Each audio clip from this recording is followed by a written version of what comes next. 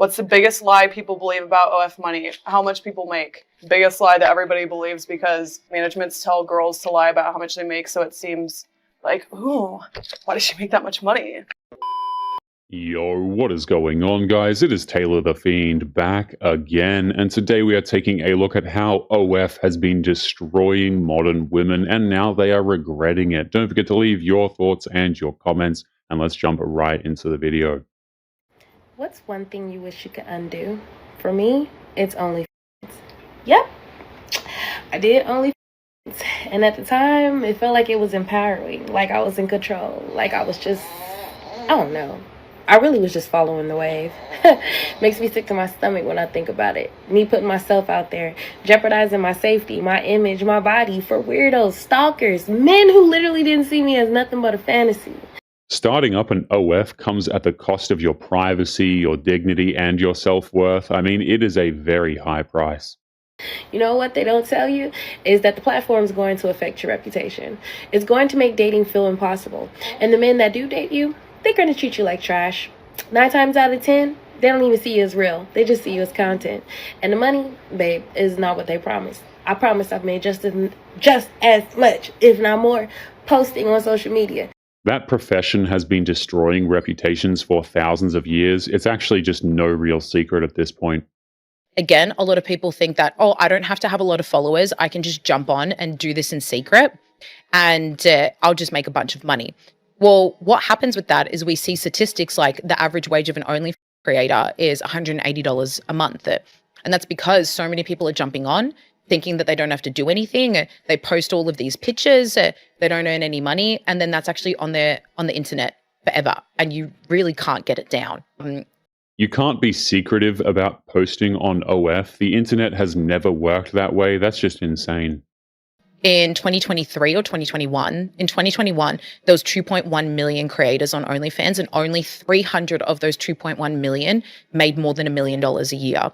So the margin is very low for people that are actually making a lot of money. So the realisticness, as I said, is you're going to jump on, you're going to see how competitive this is. You're going to post a bunch of really, really full-on content that you probably didn't want to do in the first place. You're not going to make a lot of money from it.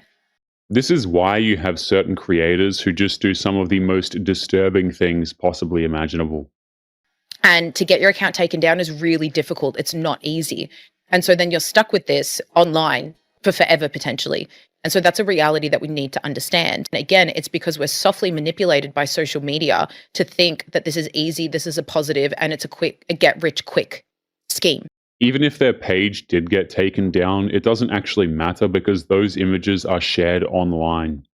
There's a lot of scams that go on here, and it really worries me when I see these young girls wanting to join OnlyFans and join into this content creator world, and it's scary. Like, I've seen some like doing this for so long, I've seen a lot of material out there. I've seen a lot of men doing crazy to women out there. Like, it's scary. So when I have kids, oh my God, I am not letting them on any social media because it's freaking... It's that crazy. So think about this for a second, guys. If she ends up having kids, they will be forced to suffer the consequences of what she did. What an absolutely fantastic gift to give to your children.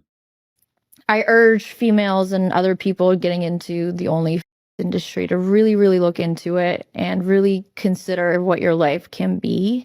Like, yeah, you can make a lot of money, make a name for yourself. And there are the girls that go into OnlyFans, get popular on social media, and then get out and run it really well and be still very successful with the brands. But I've seen that a lot less than the girls that are stuck and can't get out of their specific niche.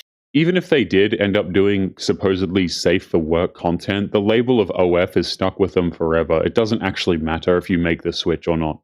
But OF model left for dead after Dubai porta potty party. The model left for dead after suspected party has made a remarkable comeback. The 21-year-old Ukrainian had her hair cut off with a knife and was while also suffering a broken spine and leg. Now you can read the full story, but somebody summarized it in the comment section that I don't think I'm really allowed to read, or this video will get age restricted, but this is not a one-off incident. The things that happen to women in Dubai are just downright disturbing and nobody talks about it. And I shouldn't even say happen to women because they decide to go there and do it to themselves, but it's absolutely crazy. There are many examples of this with OF models or Instagram models being flown out to these areas, to these parties, being offered $20, $50, $100,000 for a weekend. And if you got into this to make money as fast as possible, it seems very tempting. And at that point, you are legitimately putting your life in your hands. This is a lot more serious than people think. What makes it worse is how the women who go to Dubai parties have no regard for their safety at all. I always see this discussion from women about how they care about their safety so much, but it certainly seems like they don't actually care oftentimes. Okay, I'm continuing my series of why you shouldn't make an OF, and disclaimer, this is coming from someone who happily does. I make videos like this as educational and safety content because there are so many things that I love about this job, but I don't want to over glamorize it. I want to give you the full truth of the entire industry and avoid girls going into something like this for the wrong reasons or getting completely blindsided once they are actually in this industry. The potential financial benefits of starting an OF are never a good enough reason to start, honestly, and most of these women just completely fail anyway.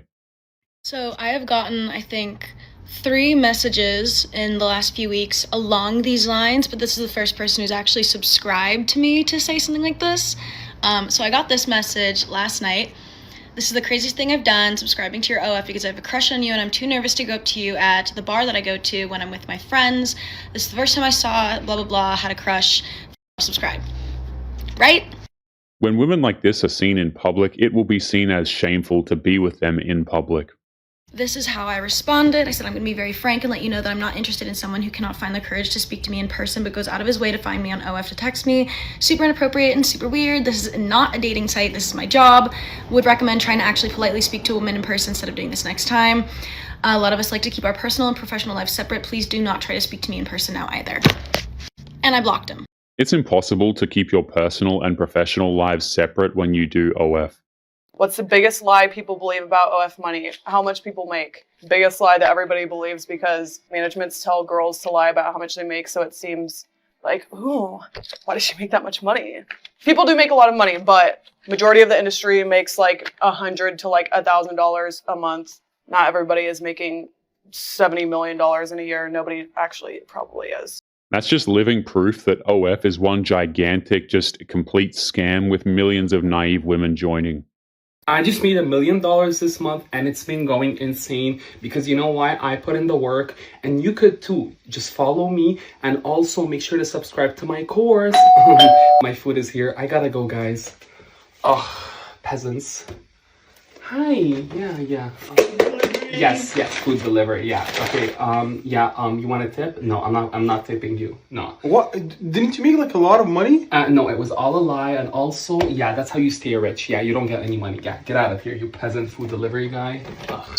It is all a grift to these creators, and it's all designed to ruin as many women as possible in the process. I don't believe people make money from OnlyFans. Oh, don't get me wrong, I believe some people do, but did you know that OnlyFans used to pay people to recruit? Like an MLM. So all of these women saying they make $100,000 a month off OnlyFans, they were just trying to get you to sign up for commissions. That's exactly how it works, and with so many creators, OF is bound to eventually collapse. If you are a woman that does OnlyFans or used to do OnlyFans, I need you to do something for me. Hopefully you don't do OnlyFans anymore. Speak out more to young women about how detrimental to their health and well-being it is to do that job. In my previous post, I got one comment that's like, well, what do you expect girls that used to do OnlyFans? It's rare to see a former OF creator speaking out against the platform. There honestly needs to be more. To do. I feel that you have a moral obligation to, now that you've been in the position that you've been in, tell young women all the negatives, because all young women have been seeing, like teenage girls, all they've been seeing is, oh my god, I started an OnlyFans and then I make $1 million. That's the only thing OF creators can do to redeem themselves, but few of them actually want to. So I have an OF. I've had it for about a year now. And some things I really wish I was educated on beforehand are things like career pathways. I've always wanted to be like a psychologist, a philosopher, like a writer, something along those lines. And after having my OF for about a year, I've come to realize that I wasn't educated beforehand in the fact that that will ruin a lot of big career paths for people. What's sad about this is how this used to be common knowledge. It honestly shouldn't be shocking. Some people, like, they don't understand that not everything is for them. Like, not everybody's gonna succeed doing everything that they try. Like, you're only not gonna go, I don't know. Why would you drop out on your last semester of school? Last semester of college, you're gonna drop out of college to start an only. I'm not here to say anybody is chopped, but not every profession is for everybody. It's because they assume they are going to make some quick and easy money when in reality they are not actually going to be able to do that most of the time. And the guy was talking about the clip up on screen, which is exactly what he was talking about. This woman was tired of college, only one semester left, and she was quitting to start an OF. And I found some of her social media, and to be honest, she doesn't really have a following at all. This account has 1,300 followers. There's another one with under 6,000. And then going over to the Instagram, there's only about 300. That is the reality for the vast majority of OF creators, but they insist on learning the hard way anyway. If you're young and impressionable and you're thinking about doing OnlyFans, please don't. Okay, like this is to all my fellow young ladies out there who got sold this, pipe dream that they can get famous off it, they can make all this money. And I know you're thinking of like Sophie Rain and all of those other girls, and now Piper Raquel, very unfortunately, who, but they've made a killing, but they've made all this money. It is very rare to make that much money off of it, okay? And to make that much money off of it, and the second you turn 18 to immediately become a millionaire, you have to have a cult following of people already built up that were basically waiting for you to do this. Having a cult waiting for you to turn 18 to start an OF is already creepy enough as it is, my goodness. Okay, and I'm not disparaging them. Like, this is not something that I'm coming on here and saying that they're horrible and all of them are bad people. No, I mean, in all honesty, I feel very bad for them, but you're not the same as them. You are not going to immediately become a billionaire the second you do it. In fact, most women who do it never end up making more than a couple $1,000s at the very most. And for what? You are on the internet forever, and anyone who knows you, anyone who you love can find that. They never realize that anything you post can't be deleted, actually. The internet is forever, unfortunately. Right into it. How I got expelled from university in my second year. So I was talking to this guy, and already the story's gonna be because it starts with this.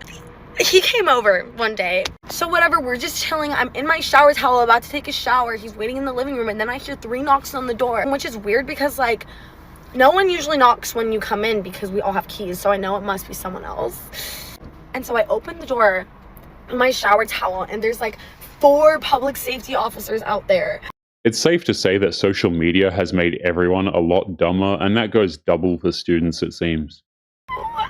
And they're we just got an anonymous tip that someone's living here without permission because he doesn't go to school here. And I was no one's living here without permission. He stays over sometimes. He just visits. I knew exactly who called. It was my roommate because she didn't like him. And I think it's her, but I still to this day don't know who did the anonymous tip. I don't know. So they're we're gonna have to search your room. So they go in, they found his gun.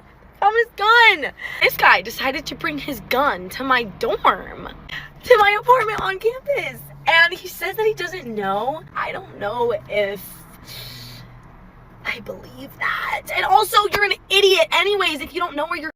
It is absolutely crazy that she let someone hide this in her dorm room. That is just plain stupid, in my opinion.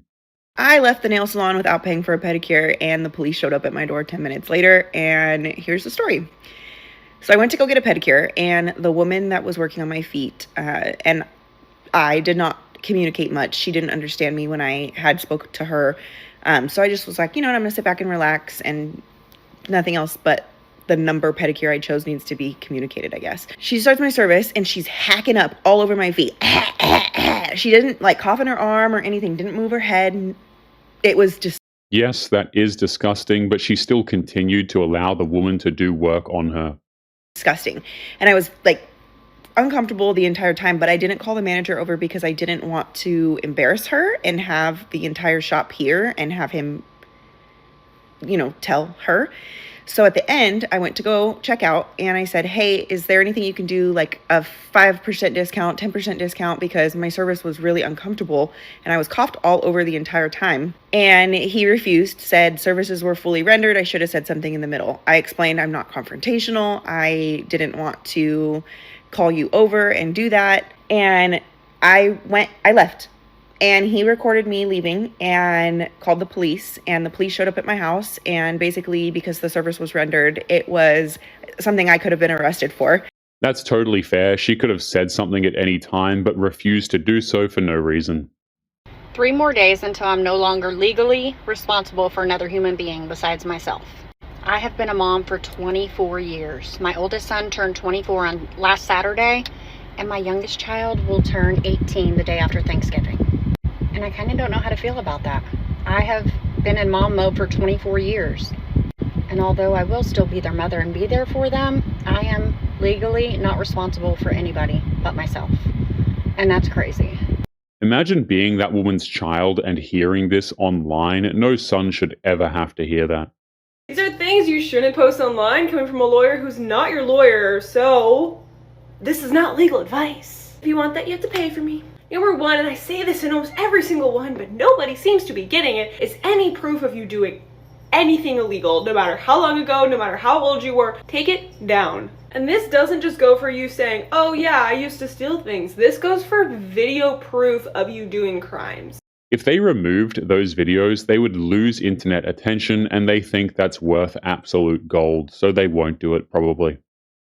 The biggest area that I see this in is underage drinking. If there is any video of you underage drinking on the internet or using a fake ID, you are a moron. Take that shit down. Number 2 is a shit about your ex. Now, first of all, it is a really, really good rule of thumb to not talk shit about anybody unless you are 100% sure that it happened and that it's true. And this is because of a little something called defamation, which I'm sure you already know means that somebody can sue you for spreading lies about them. So unless you're sure it's true, shut up. That will never happen simply because everyone wants internet sympathy more than absolutely anything these days. If you would like to get early access to videos, weekly lectures, and case study breakdowns of human behavior, make sure you check out the members area link below in the video description. Otherwise, make sure to click on one of these videos on screen now if you enjoyed. Make sure you take care of yourself, and I will see you in the next one. Peace.